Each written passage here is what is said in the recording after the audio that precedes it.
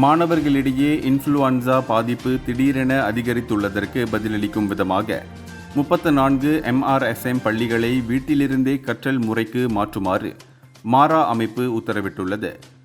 பாதிக்கப்பட்ட பள்ளிகளில் சுத்திகரிப்பு நடவடிக்கைகள் மேற்கொள்ளப்படும் அதே வேளையில் மாணவர்கள் வீடு திரும்ப அனுமதிக்கப்பட்டுள்ளனர். இதனிடையே மாரா தலைவர் டாக்டர் அஷ்ரஃப் வஜிடி டுசுகி இந்த முடிவை அறிவித்துள்ளார். ஏனெனில் பாதிக்கப்பட்ட ஒவ்வொரு கல்லூரியிலும் 50க்கும் மேற்பட்ட மாணவர்கள் influenza அறிகுறிகளுடன் காணப்பட்டனர்.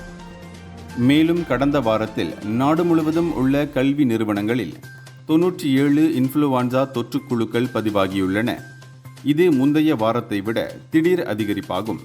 Selangor, Kuala Lumpur, Penang, Johor, கடா ஆகிய மாநிலங்களில் அதிகபட்ச பாதிப்புகள் பதிவாகியிருந்தாலும் பெரும்பாலானவர்களுக்கு லேசான அறிகுறிகள் மட்டுமே இருந்தன. எனவேதான் வைரஸ் பரவலை தடுத்து நிறுத்துவதிலும் இந்த காலப்பகுதியில் மாணவர்களின் ஆரோக்கியத்தை பாதுகாப்பதிலும் மாரா அமைப்பு கொண்டுள்ள உறுதியை இந்த விரைவான நடவடிக்கை பிரதிபலிக்கிறது. இந்தியர்களின் இதய குரல் மக்களோசை.